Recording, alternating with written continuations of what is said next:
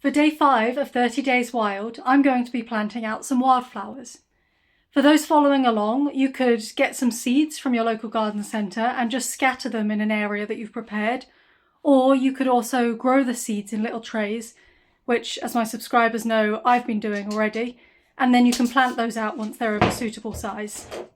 One of my containers of seeds hasn't grown particularly well, but thankfully the other one is all ready to be planted out, probably well past due that time. And the seeds that I've planted in my wildflower meadow already have started to grow up quite nicely, but there are a few bare patches where nothing much is coming up. It might come up later, but for now we're going to plant there.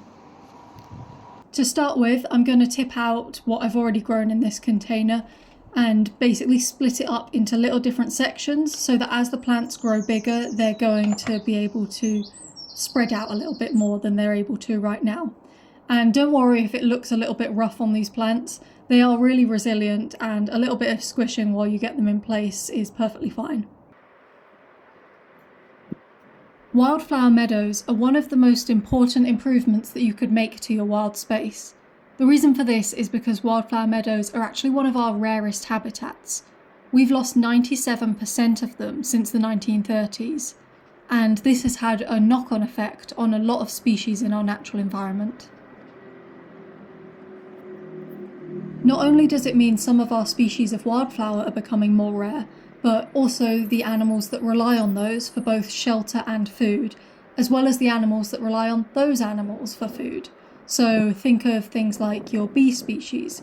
There's more than 200 bee species in the UK, and they require a lot of flowers to be able to sustain either their hives or, well, for the solitary ones, just themselves.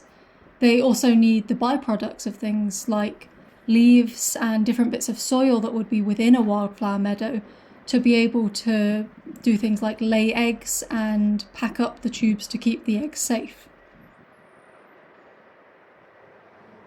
Then you've got the animals that will eat species like that. So think of all of your native birds, different hedgehogs, and then at night time, bats. Wildflower meadows provide safety for different rodent species like mice and voles, and the birds of prey will be trying to hunt those within the meadows as well. So these meadows support a great ecosystem of species, but with them declining, there's less places for these species to go. There's a huge variety of plant species that you could find on a wildflower meadow, and each of them has a vital role to play because they'll attract different types of pollinators and provide different types of resources for other species. So, for example, you've got the orchids, which all have different types of flowers that can be really beautiful when they're in bloom. There's a few species that are common to most kinds of meadows. So you can think of the pignut, which it has these tiny white flowers that all cluster together and are really quite tall plants.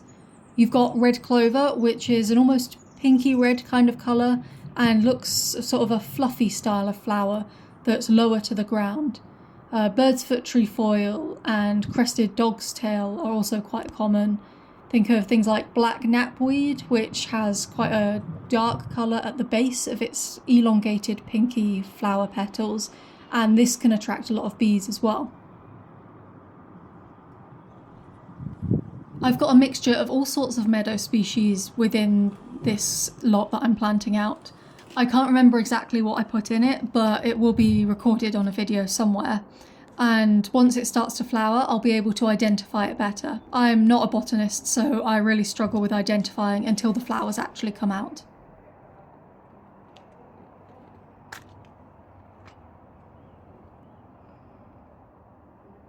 If you're curious to see how my wildflower meadow evolves over time, then make sure to subscribe to my channel because I'll be posting updates as it starts to bloom.